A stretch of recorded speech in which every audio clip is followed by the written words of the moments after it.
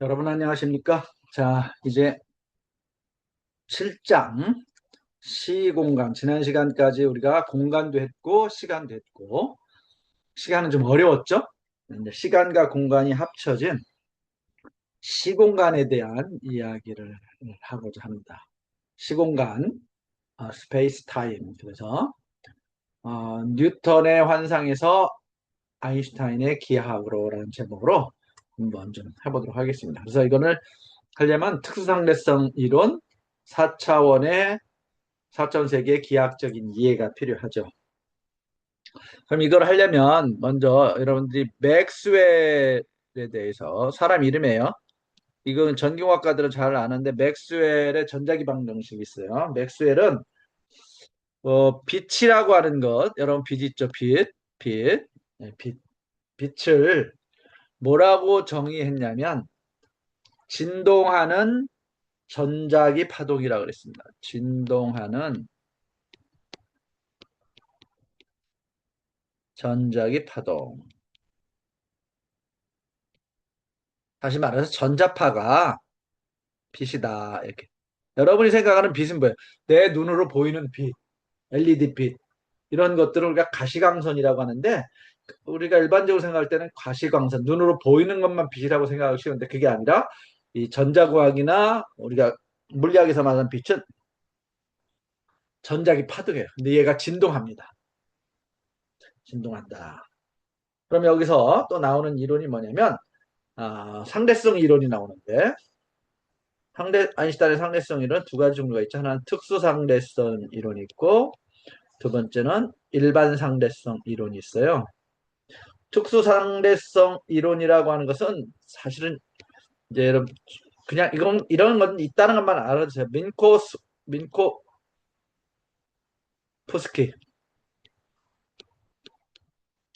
러시아계 독일 수학자 민코프스키가 시공간이라고 하는 그러한 수학적 이론을 제시를 해요. 그래서 이거는 중력이 없는 무중력 상태의 이론입니다. 무중력, 중력이 없다. 끌어당김 이런 게 없다. 그래서 민코프스키 공간, 시공간이라고 하는 것은 평평하며 정적이고 무한하다는 그런 특성을 가집니다.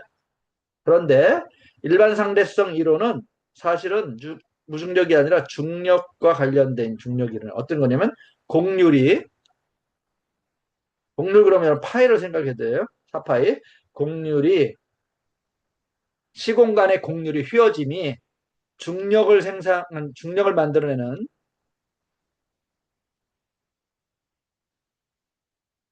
중력 이론입니다. 그래서 이거는 중력으로 시공간이 휘어요. 역동적이 된다. 이걸 우리가 곡률 효과라 합니다. 그래서 실제로 우주의 시공간은 사실은 휘어져 빛이 오게 되면 빛이 직선으로 오는 것 같지만 사실은 이렇게 곡면으로 오게 돼요. 휘어져서 오게 됩니다. 이렇게 곡면으로 이렇게. 이것에 여러분들이 이해를 해줬으면 좋겠다. 그렇다면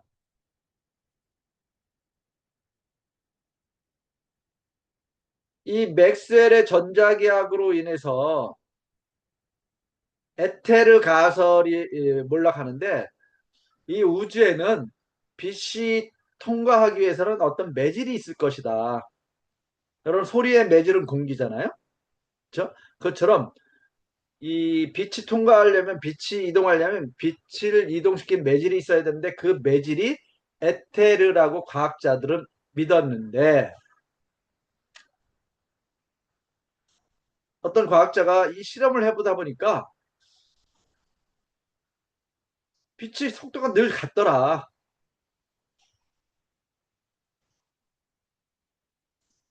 그걸 통해서 에테르는 없다라는 것을 찾게 됩니다. 그래서 맥스웰의 전자기학은 우주의 절대 속도의 한계가 있음을 암시하고, 빛의 매질인 발광하는 에테르는 존재하지 않는다. 그래서 빛의 속도는 3 곱하기 10의 8승 메타파세크다. 이렇게 여기 나오죠. 그래서 1905년에 아인슈타인은 두 가지 새로운 가설, 광양자설, 그러니까 상대성 이론 두 가지를 가설을 제시하는데 첫째, 상대성 원리입니다. 모든 관성계에서 물리법칙은 동일하다라고 하는 하고 광속이 변하지 않는다. 빛의 속도는 3 곱하기 10의 8승. 더 정확히는 요거예요. 299, 792, 485. 네. 이거는 빛의 속도는 관찰자의 운동 상태와 무관하게 항상 일정하다. 빛의 속도는 어떤 경우에도 달라지는 경우가 없다. 이것을 이제 알아내게 됩니다.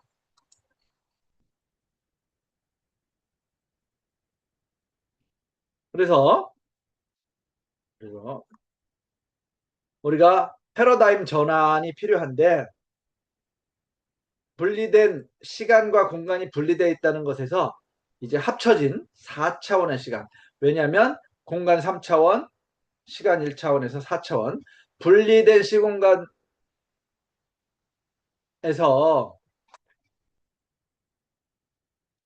이제 통합된 시공간, 공간과 시간은 독립적인 개체성을 가진 별개의 개체인데 이게 분리된 시공간에서 이 얘기죠.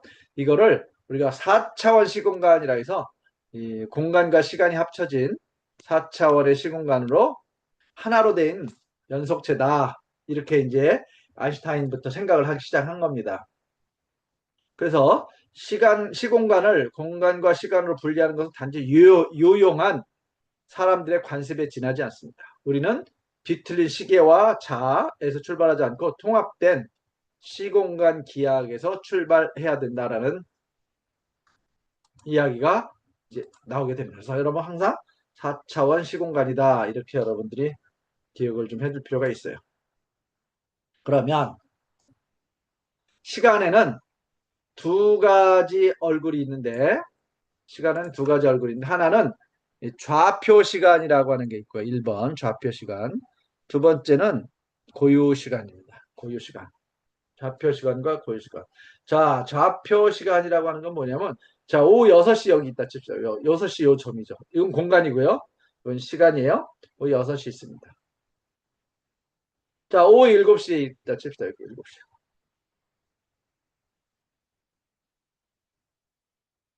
요 때의 요 시간이 좌표 시간이에요. 요 시간, 요 시간. 시공간상의 모든 점에 부여된 보편적인 표식. 6시라는 시간, 7시라는 시간. 물론 이게 이제 좌표 시간이고요. 좌표 시간이요. 아니고요. 고유 시간이라고 하는 것은 타워로 나타내는데 좌표 시간 t로 나타내요. 관찰자가 자신의 세계선을 따라가면 실제로 경험하는 시간에 여기서부터 이렇게까지 가는 그 경험하는 시간입니다. 경험하는 시간이에요. 좌표 시간에서는 사실은 이게 등속 운동이죠. 이렇게 보면 실제로 이렇게 보면 요것만큼 기다려야 되는 거예요. 기다려야 돼요. 기다려야 되는 겁니다. 그러면 우리가 공간에 있어서 잘 보세요. 공간에 있어서 요 그림 공간에 있어서 공간의 이동거리는 어떻게 돼요? 공간의 이동거리. 이게 공간이죠. 공간의 이동거리는 공간에 이렇게 가느냐 이렇게 가느냐의 경로에 의존하죠. 경로에 의존합니다. 이게 공간이에요. 사실은 다시 그리면 공간이다. 이게 공간이다. 그리고 x고 y다 공간이라면 여기에서부터 여기까지 간 거는 이렇게 가느냐 이렇게 가느냐 이 경로에 의존합니다.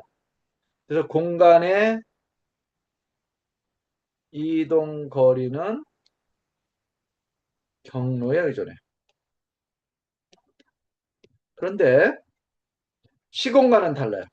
여기가 공간이고 여기 시간이라 합시다. 시공간은 A점에서 B점까지 가는데 뭐 이렇게 갈 수도 있고 뭐 이렇게 가겠죠? 이때 시공간에서 경과한 이게 시간이잖아요. 여기서부터 이만큼 간 거잖아요.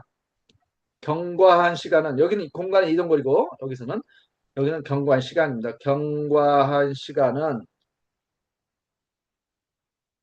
이것도 경로에 의존합니다. 이상하다. 공간에서도 공간의 이동거리가 경로에 의존한다 그래요. 시공간에서도 경과한 시간이 경로에 의존한다면 공간의 이동거리와 경과한 시간이 같다란 말인가요?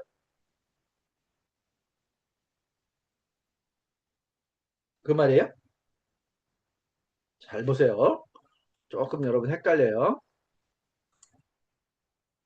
잘 보세요. 우리가 공간에서 두 점이 있어요. 직선이 있습니다. 이 직선이 최단거리예요. 이거는 유클리드 기하학에서는 그랬습니다. 유클리드 기하학에서는 그래요. 공간에서 직선은 두 점짜리의 최단거리다. 시공간에서는 시공간에서는 이렇게 있다면 시공간에서는 직선 경로가 이 직선 경로죠. 직선 경로가 두 사건 사이 요 A와 B의 두 사건 사이에서 시간이 가장 오래 걸리는 경로가 됩니다. 사실 이게 더 빨라요. 그래서 공간과 시간의 구별은 공간에서는 최단거리, 여기서는 최장 시간이 되겠죠. 시간으로 전환이 됩니다. 그래서 직선 경로에서는 직선 여행을 하고요. 이 직선 여행을 하는 데는 속도가 일정한 등속 여행을 합니다. 등속 여행을 한다는 얘기는 가속이 없어요. 빠르게 없어요. 더 빨라 가속이 없는 관성 궤적이 됩니다.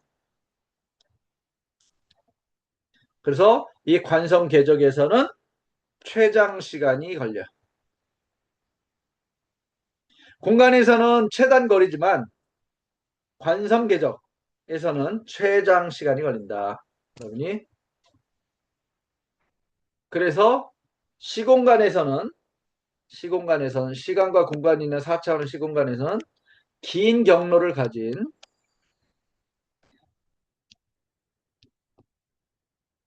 경로들이 더 짧은 고유 시간을 갖습니다. 짧은 고유 시간을 갖는다. 이 정도만 여러분이 알아두시면 돼요. 그래서 이제 우리 피타고라스하고 여기 피타고라스는 일종의 유클리드 기하학의 대표죠.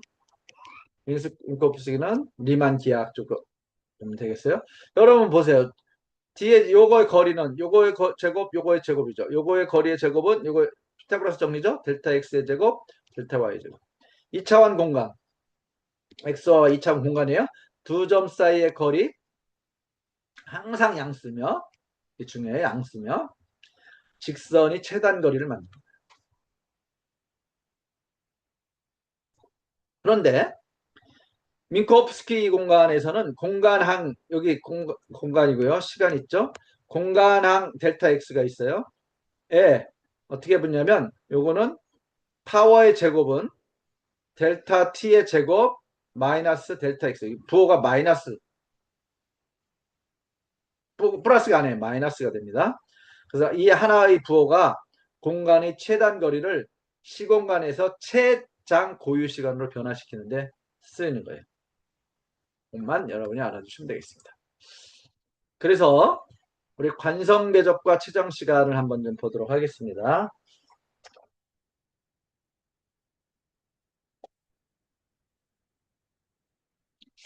여기 이제 수학적으로 뭐 잔뜩 나오는데 얘네 수학은 웬만하면 안 하려고 그래요. 여러분들 수학적으로 풀면 되게 좀 불편하니까 뭐 이런 게 있다는 정도만 최소한 그 관성 궤적과 최장 시간은 뭐냐? 공간에서 여러 번 얘기죠.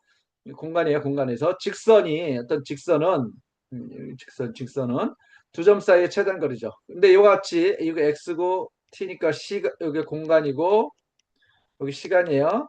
이런 시공간에서는 가속이 없는 관성 궤적이 두 사건 사이에서 최장의 고유 시간을 나타낸다고 얘기했어요. 관성 궤적에서 직선은 최장 시간, 비관성 궤적에서는 더 짧은 시간. 그래서 수학적인 진실로 보면 아까 얘기한 타워의 제곱은 델타 t의 제곱, 델타 x의 제곱, 부호가 마이너스가 된다. 이 방정식에 따라서 공간상에서 이동 거리를 많이 하면 할수록 이게 커지죠. 고유 시간은 어떻게 돼요? 줄어들게 됩니다. 여기 거리를 많이 가면 많이 갈수록 이게 더 많이 가죠. 이게 많이 가면 많이 갈수록 시간은 짧아지는 거예요. 요거는 적게 가니까 시간이 길어지는 겁니다. 그것을 여러분이 알아둬야 된다. 그래서 예, 쌍둥이 사고 실험이라고 하는데 우리가 어떤 시간을 이렇게 직선으로 가잖아요.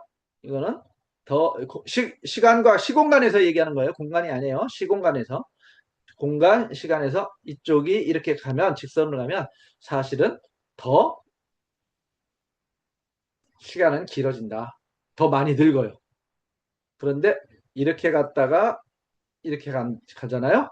그러면 아까 뭐예요? 델타 t의 제곱은 델타 타워죠. 델타 t 마이너스 델타 x 이거죠. 네. 여기서 여기요. 타워 제곱은 그래서 t 제곱인가요? t 타워 타워 제곱 타워의 제곱은 뭐예요? 이게 마이너스가 붙어서 이게 길이면 길수록 짧아지기 때문에 더 덜 늙는다. 이것은 역설이 아니라 서로 다른 시공간 경로를 걸었기 때문에 다른 양의 고유 시간을 경험했을 뿐이다라는 거예요. 그러니까 이건 나중에 이제 여러분들이 상대성 이론 이런 거에 다 배우게 되면 나오는데 우리가 상대성 이론을 배우고자 하는 것은 아니죠. 그래서 다시 한번 정리하면요. 뉴턴 역학에서는 뉴턴 역학에서의 우주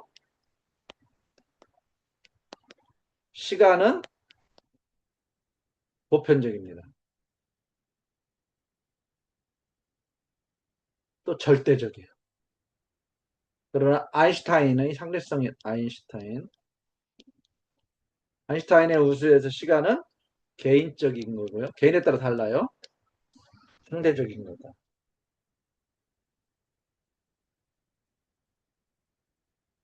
그래서 어떤 움직이는 두 물체 사이 있는데 관찰자가 두 명 있어요. 여기서도 있고 여기서도 있고 같은 시간에 출발해서 같은 시간에 끝났다 하더라도 이것을 경험하는 전체 시간 경과는 서로 다르다. 다른 양의 시공간을 경험하기 때문에 그러다. 이게 상대성 이론이죠. 이렇게 여러분들이 알아두시면 되겠다.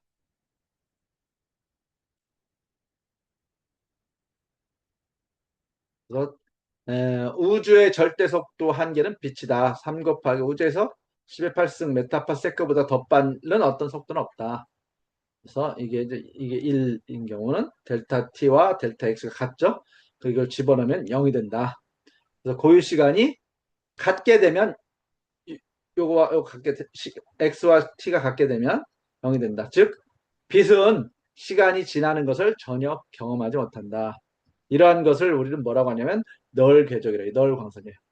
V가 이게 0이고 이게 마이너스 1 플러스 1에서 널 광선이라고 부르고 이것이 우주 구조 자체의 세계에서 절대 속도고 이걸로 인해서 우주는 원뿔 구조의 시간꿀 궤적을 가진다.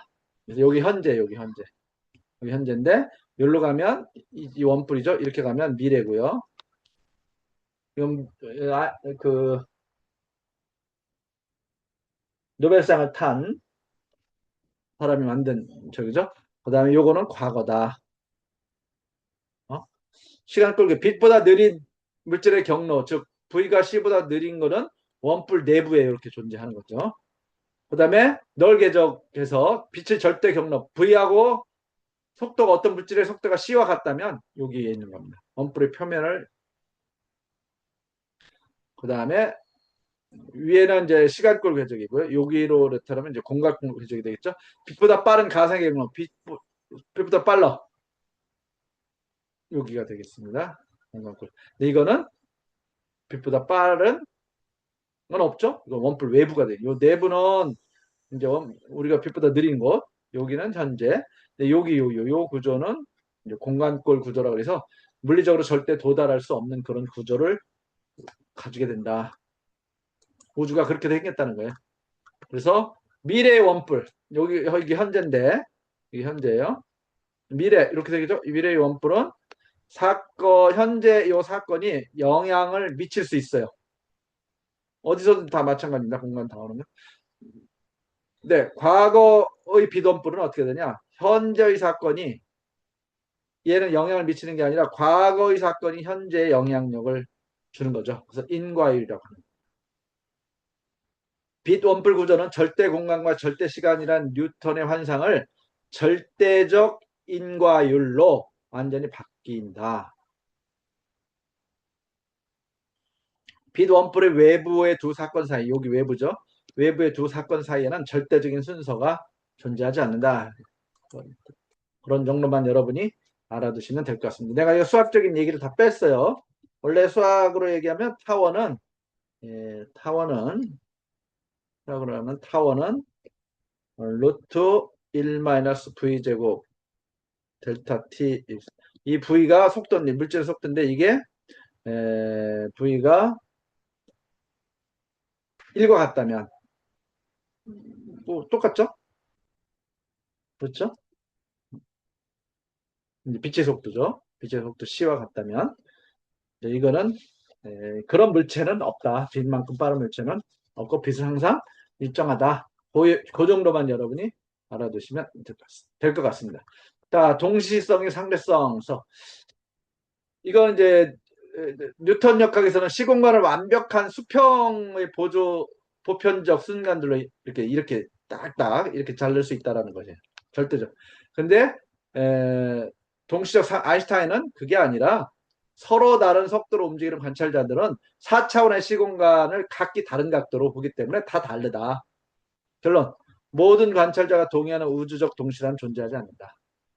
동시성은 관찰자의 기준 틀에 따라 시공간을 자르는 각도에 따라 달라지게 되는 그런 현상이다. 조금 여러분들이 좀 쉽지는 않아요.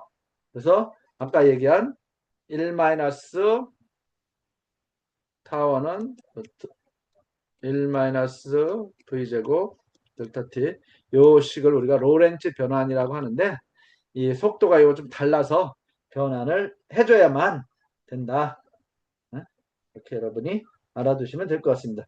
그래서 여기에 뭐 기준 틀도 나오고 뭐 복잡한 수식이 나오는데 이 얘기는 내가 여러분들 너무 힘들어할까 봐서 얘기를 안 할 것 같아요. 이걸 하면 좋긴 한데 뭐 우리가 뭐 그렇게까지 할 필요는 없을 것 같다는 생각이 들어갑니다. 이게 저기에 우리가 공업 계측을 하는데 그렇게 유용한 그런 도구는 아니다. 근데 이제 결국은 이제 여러분들 인터스텔라 같은 데 보면 이제 길이 수축이라는 게 나오죠. 길이 수축. 이게 정지된 관찰자 단면을 보면 고유 길이가 같은데 이동하는 것에 보면은 짧아지죠. 그래서 S 거리의 제곱은 이렇게 물체가 고속으로 이동할 때는 물리적으로 찌그러지는 것이 아니라 서로 다른 기준틀을 가진 관찰자들은 4차원 시공간에 존재하는 물체를 서로 다른 각도에서 보는 거예요. 서로 다른 각도에서 보는 겁니다. 그래서 시간축, 요거죠. 시간축. 요거. 시간축에 이게 커지면 기하 공간축인 요 길이가 짧아져요. 이게 커지면 짧아지게 되면서 속도가 빨라지면 공간이 축소된다. 그런 정도만 여러분이 알아두세요. 그래서 앞으로는 이제 우리가 VX, VY, VRT의 3차원의 공간만 생각했는데 이건 고전 물리학에서 했죠. 그런데 이제 현대 물리학에 와서는 시간과 공간이 통합된 4차원의 시공간으로 처리를 한다. 그래서 시간은 독립된 흐름이 아니라 0번째, 이게 0번째, 1번째, 2번째, 3번째, 0번째 차원으로 취급이 된다. 그래서 우리가 완전히 시공간을 이해하려면 4차원 시공간을 여러분 알아야 된다. 그래서 이건 t, 이게 x, y, z 이렇게 됩니다.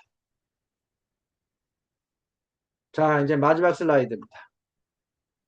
공간과 시간이 4차원으로 해서 t, x, y, z로 통합되었습니다. 또 물리에서 에너지하고 운동량을 통합해서 2분의 1 mc 스퀘어라고 하는 에너지는 mc 스퀘어라고 하는 게 나와요. 에너지와 운동량을 통합을 해서 mc 스퀘어가 나옵니다. 이거 아인슈타인 mc 스퀘어 많이 배웠죠? 네,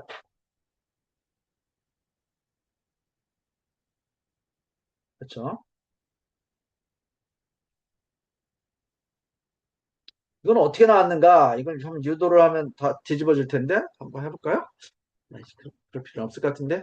그래서 4차원 벡터에 변하지 않는 절대 크기가 바로 질량이다. 질량은 안 변합니다. 질량은. 그래서 여기에 들어가는 거야. 이거는 질량을 에너지의 등가량, 요 질량 100kg이라는 질량을 가졌으면 빛의 속도를 제곱해가지고 그것을 에너지로 환산하면 100 곱하기 3 곱하기 10의 8승의 제곱만큼의 에너지로 환산이 된다. 이렇게 되는 거죠. 에너지로 환산이 된다. 여러분이 그렇게 알아두시면 될 것 같습니다.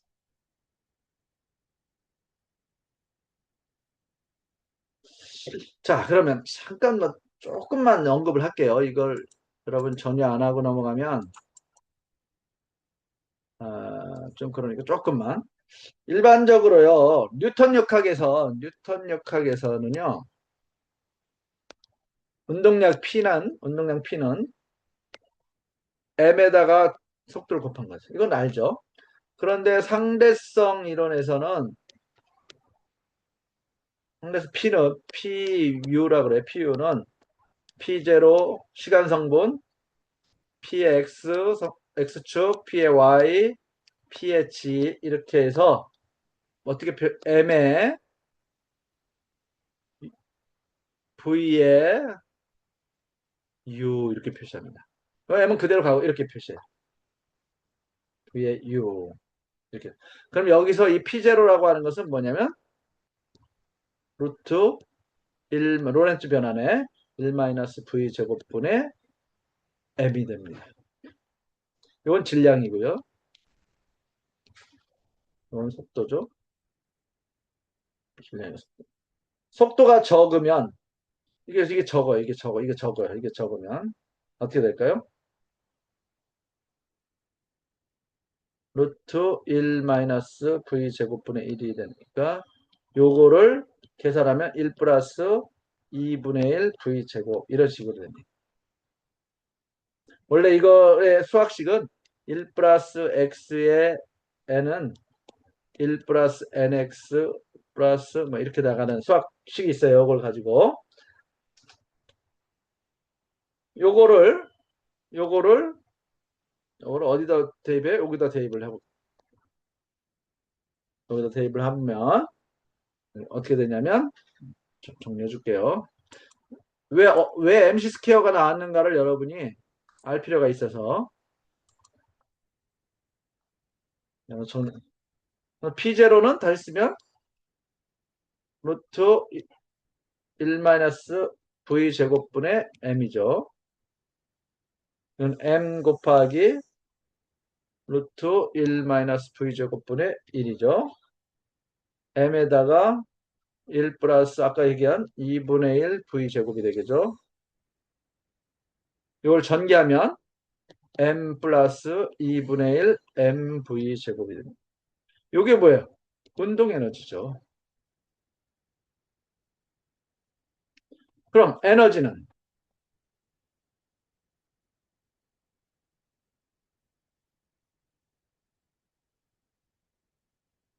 이게 E는 이 P0가 이하고 똑같죠. 이거는 결국은 뭐예요?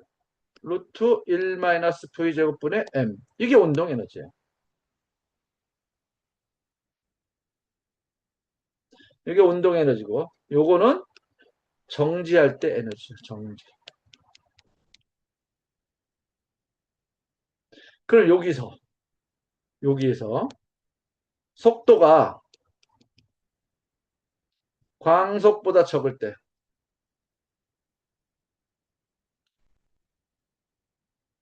속도가 광속보다 적을 때 어떻게 되겠어요?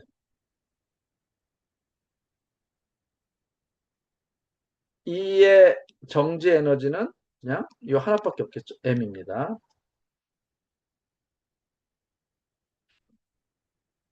만약에 C가 1이다 그러면 어떻게 돼요?